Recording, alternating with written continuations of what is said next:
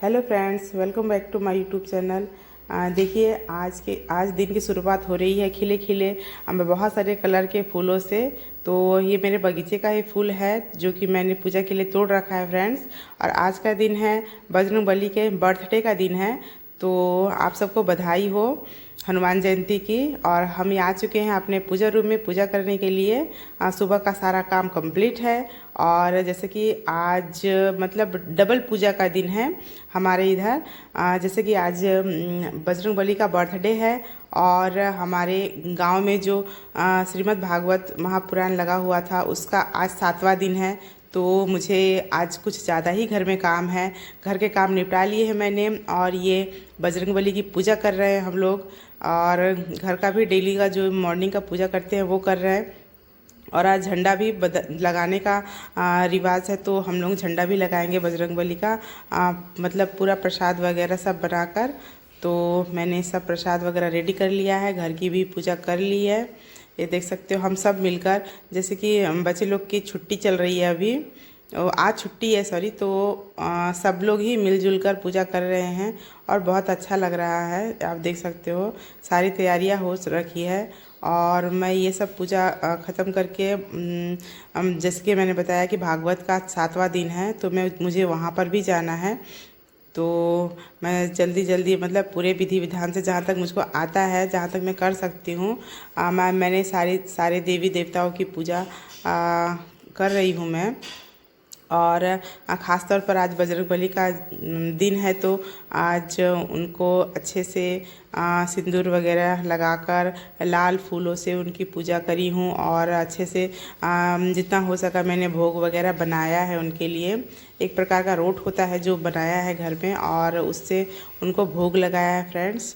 तो देख सकते हो हम लोग सब बारी बारी से घर के सभी लोग पूजा कर रहे हैं अपने पूजा मंदिर में। और इसके बाद हम लोग तुलसी जी के पास में ही मैंने बजरंगबली का झंडा लगा रखा है तो हम लोग वहाँ पर ही झंडा बदली करेंगे। जैसे पिछले साल का जो झंडा होता है उसको हटाकर इस साल का झंडा मतलब नया झंडा जो हम लोग मार्केट से ख़रीद के लाते हैं वो लगाएंगे। ये देख सकते हो मेरे हस्बैंड है, मेरा बेटा है जो बारी बारी से पूजा हो रही है। और देखिए ये बजरंगबली का झंडा है जो कि कुछ देर के लिए बजरंगबली के सामने में ऐसा पूजा करने के लिए रख देते हैं कुछ देर के लिए। फिर इसी झंडे को उठाकर हम तुलसी जी के पास में मतलब बड़ा सा बांस का जो खम्बा होता है उसके सामने वाले भाग में लगा देंगे। उससे पहले पूरा विधि विधान से पूजा कर लेते हैं उस झंडे का। जनेऊ वगैरह भी लगाते हैं, उसी से बांध देते हैं झंडे को। तो जहाँ तक हम लोग की समझदारी है सूझबूझ है हम लोग इस तरह से करते हैं। हर साल झंडा बदलना होता है। और ऐसे तो मतलब रामनवमी को भी बदल सकते थे लेकिन मैं नहीं बदली किसी कारणवश। तो सबसे अच्छा होता है कि बजरंगबली के बर्थडे के दिन ही झंडा चेंज कर दिया जाए तो बहुत अच्छा माना जाता है। तो यही हो रहा है, झंडा का पूजा वगैरह हो रहा है। घर का तो पूजा हो चुका है। और देखिए मेरे घर में बहुत सारे कलर के आज फूल भी बहुत सारे निकले। लाल फूल भी, गुड़हल के जो फूल होते हैं वो भी बहुत सारे खिले हुए थे आज। तो मतलब सभी कलर के फूल से पूजा करना बहुत अच्छा लगता है। और दूसरे सीज़न में तो इतना फूल मिलता नहीं है फ्रेंड्स। तो अभी का सीज़न में बहुत अच्छे अच्छे फूल खिल रहे हैं। तो बस हम लोग सब मिलजुल कर एक साथ बजरंगबली की पूजा कर रहे हैं, उनका चालीसा गा रहे हैं। तो मौसम भी बहुत अच्छा है तो मैं सोच रही हूँ कि हाँ इधर सारे काम निपटा कर फिर मुझे वो भागवत में भी जाना है। तो ऐसा ही चल रहा है मुझे। मैंने तो वैसे रात से ही पूरी प्लानिंग कर रखी थी कि मुझे सुबह उठकर क्या क्या करना है। उसी अनुसार मेरा टाइम से ही सब कुछ हो रहा है। तो बस अब ये घर का पूजा मेरा कंप्लीट होने ही वाला है फ्रेंड्स। और इसके बाद से हम जो बजरंगबली के फ़ोटो के पास में जो हम बजरंगबली का झंडा रखे हैं उससे अच्छे से प्रणाम करके उसे उठा लेंगे और झंडा लगा देंगे, लहरा देंगे, ताकि बजरंगबली का आशीर्वाद साल भर हमारे घर पर हमारे सभी फैमिली पर पड़ती रहे, उनका आशीर्वाद हमें मिलता रहे। और फिर अगले साल फिर हम इसी तरह से फिर पूजा पाठ करके नया झंडा लगाएंगे। तो ऐसा चल रहा है। फिर अब पूजा होने वाली है और हम लोग अब भागवत में जाने की तैयारी करेंगे। तो आप देख सकते हो कि मैं अब मैं आप लोगों को दिखाऊंगी फ्रेंड्स भागवत की भी क्लिपिंग्स। तो आप देख सकते हो कि मैं भागवत में आ चुकी हूँ। तो आप लोग भी एंजॉय कीजिए भागवत पूजा। जय श्री राधे, जय श्री कृष्ण फ्रेंड्स।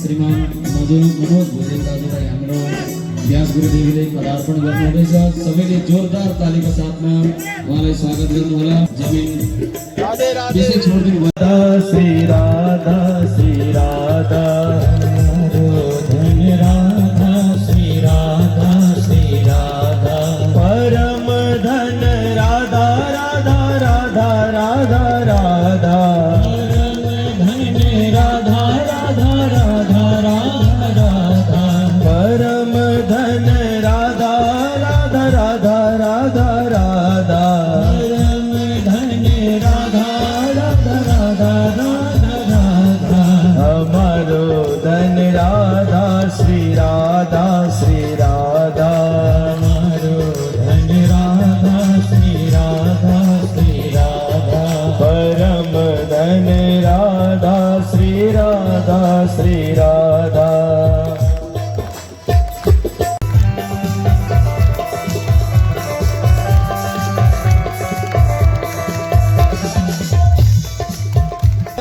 धन राधा राधा राधा राधा राधा आज ये ना हिंदी में सब कोई समझते हैं ना।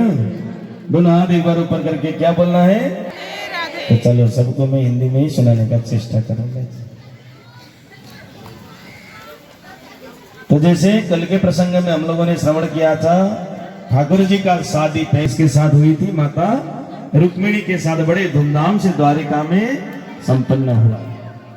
तो आगे जाकर के माता रुक्मिणी से एक पुत्र ने जन्म दिया। भगवान के पुत्र का नाम था प्रद्युम्न। क्या नाम था? प्रद्युम्न। और वो स्वयं कामदेव का अवतार था। पैदा तो हुआ ठाकुर जी का पुत्र, लेकिन 6 दिन में ही एक संबरासुर नाम का जो दैत्य आया, उसने उस पुत्र को चोरी किया। तो ये चने ले जाना और जाकर के को खाजा के रूप में खा लेना, आपस में बांट के, अकेले नहीं खाना।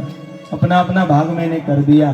कन्हैया पहुंचे, जाकर के कहा, देखो सुदामा तुम तो एकदम दुर्बल हो, नीचे तुम इकट्ठा करो लकड़ियों को, मैं ऊपर से झाड़ूंगा। एक एक करके ऊपर चढ़े कन्हैया। सुदामा को भूख लगा, गुरु माता ने दिया हुआ पोटली खोल करके चने खाने लगे। सुदामा जी भूख नहीं मिटा और कन्हैया का जो पोटली था उसका भी सारा चने खा दिया। आज सुदामा जी ने बोले राधे राधे।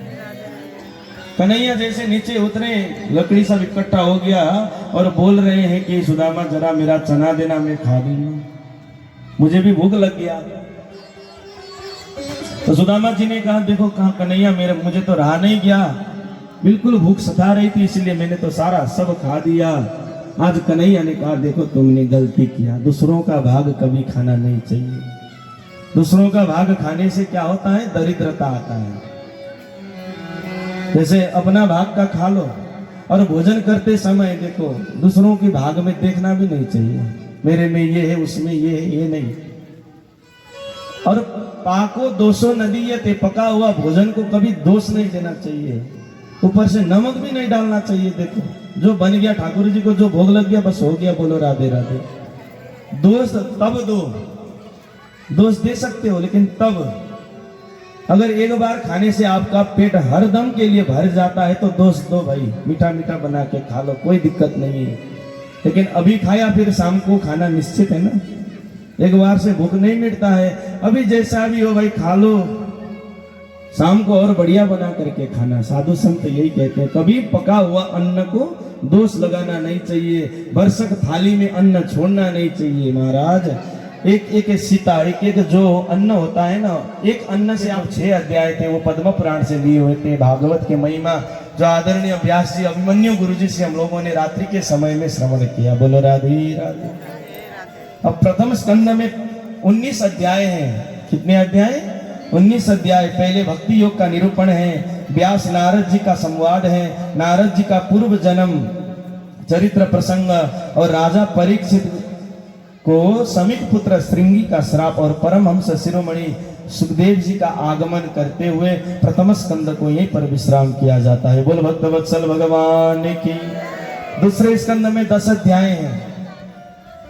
योग धारणा से शरीर त्यागने के उपाय, ब्रह्मा जी और नारद जी का संवाद, अवतारों का संक्षिप्त वर्णन, महतत्व आदि को क्रम से और प्राकृतिक सृष्टि की उत्पत्ति आदि का वर्णन है इस द्वितीय स्कंद में। बोल भक्तवत्सल भगवान की। और तीसरे स्कंद में देखो उद्धव जी और विदुर जी का भेंट हुआ। उसके बाद में उद्धव जी द्वारा भगवान श्री कृष्ण के बाल लीलाओं का वर्णन। विदुर जी मैत्रेय जी के पास जाते हैं और विराट पुरुष की उत्पत्ति, ब्रह्मा जी की उत्पत्ति, मनवंतर काल आदि का वर्णन, विभाग का वर्णन, बराह अवतार वर्णन, जय विजयों को सनकादियों ने श्राप दिया, हिरण्याक्ष और हिरण्यकश्यपु का जन्म, हिरण्याक्ष का वध और श्री कपिल भगवान का जन्म एवं माता देवहूति को सांख्य उपदेश का वर्णन करते हुए तृतीय स्कंद को यहीं पर विश्राम करते हैं। बोल भक्तवत्सल भगवान की। अब चौथे स्कंद में स्वयंभू मनु का जो पुत्री थी, पुत्रियों का वर्णन, वंश वर्णन, प्रजापति दक्ष को यज्ञ विध्वंस और भगवान शंकर जी द्वारा पूरे यज्ञ को ध्वंस कर देते हैं। यज्ञ की पूर्ति भी फिर भोलेनाथ ही करते हैं। ध्रुव जी का चरित्र, महाराज पृथु जी का जन्म चरित्र एवं वंश परंपरा, पुरंजन उपाख्यान, प्रचेता आदियों का भगवान विष्णु द्वारा वरदान की प्राप्ति के साथ साथ ही ये चतुर्थ स्कंद को यहीं पर विश्राम कर दिया जाता है। बोल भक्तवत्सल भगवान की। पंचम स्कंद में 26 अध्याय हैं। प्रियव्रत, राजा प्रियव्रत का चरित्र, राजा नाभि का चरित्र, ऋषभदेव एवं भरत राजा का चरित्र, भवाटवी का वर्णन, भुवन कोश का वर्णन, द्वीप आदियों का वर्णन, साथ ही गंगा जी का वर्णन, सूर्यदेव की रथ की एवं गति की वर्णन, साथ में 28 नरकों का वर्णन करते हुए पंचम स्कंद को भी यहीं पर विश्राम किया जाता है। बोल भक्तवत्सल भगवान की। अब छठे स्कंद में देखो 19 अध्याय हैं। अजामिल का उपाख्यान, विष्णु दूतों द्वारा धर्म का विवरण एवं प्रजापति का कन्याओं का वर्णन, परंपरा का वर्णन, नारायण कवच का उपदेश दिया हुआ है, वृत्रासुर का वध और मरुद गणों की उत्पत्ति की साथ में ये छठा स्कंद को यहीं पर विश्राम किया जाता है। बोल भक्तवत्सल भगवान की। सातवें स्कंद में 15 अध्याय है। नारद युधिष्ठिर संवाद, नृसिंह अवतार, प्रहलाद चरित्र एवं हिरण्यकश्यपु का वध, मानस धर्म एवं 4 वर्णों का धर्म का निरूपण, गृहस्थ आश्रम और सदाचार आदि का वर्णन करते हुए सप्तम स्कंद को भी यहीं पर विश्राम किया जाता है। बोल भक्तवत्सल भगवान की। अब 8वें स्कंद में 24 अध्याय है। इसमें मनवंतरों का वर्णन है, गजेंद्र मोक्ष, अमृत उद्योग, समुद्र मंथन, वामन चरित्र और अंतिम में मत्स्य अवतार की कथा के साथ अष्टम स्कंद को भी विश्राम किया जाता है। बोल भक्तवत्सल भगवान की। 9वें स्कंद में 24 अध्याय है। 12 अध्यायों में सूर्य वंशों का वर्णन, श्री राम जी का अवतार, पुनः 12 अध्यायों में चंद्र वंश का वर्णन, भगवान श्री कृष्ण अवतार लेते हैं। इसी के साथ 9वें स्कंद को भी यहीं पर विश्राम किया जाता है। बोल भक्तवत्सल भगवान की। 10वें स्कंद में भगवान श्री कृष्ण और बलराम का जन्म एवं इनका विविध लीलाओं का वर्णन, रुक्मिणी, मंगल मित्र, सुदामा के ऊपर कृपा, दुष्ट दानव आदि का संहार करते हुए 10वें स्कंद को भी यहीं पर विश्राम किया जाता है। बोल भक्तवत्सल भगवान की। 11वां स्कंद में यदुकुल को ऋषियों द्वारा श्राप, नव योगेश्वरों की कथा, अवधूतोपाख्यान, भगवान ने हंस रूप लिया और उसके बाद में वर्णाश्रम एवं अंतिम में भगवान स्वधाम प्रस्थान करते हैं। इसी के साथ 11वां स्कंद को यहीं पर विश्राम किया जाता है। बोल भक्तवत्सल भगवान की। अब 12 स्कंद में कलियुग में राजवंशों एवं धर्म का वर्णन, 4 प्रकार के प्रलय, महाभागवत राजा परीक्षित की परम गति और वेद का सारद एवं मार्कंडेय भगवान को माया का दर्शन कराते हुए अंग प्रत्यंग का वर्णन करते हुए ये 12वां स्कंद को भी यहीं पर विश्राम किया जाता है। बोल भक्तवत्सल भगवान की। अब देखिए अंतिम में जैसे शुरू किए थे वैसे ही पूरा करना है। नाम कीर्तन जो होता है ना भगवान का, यही सबसे बड़ा माध्यम है। आइए इन भागवत जी को विश्राम करने से पूर्व सब कोई हाथ जोड़ेंगे और अंतिम श्लोक मेरे साथ में गाएंगे, ठीक है।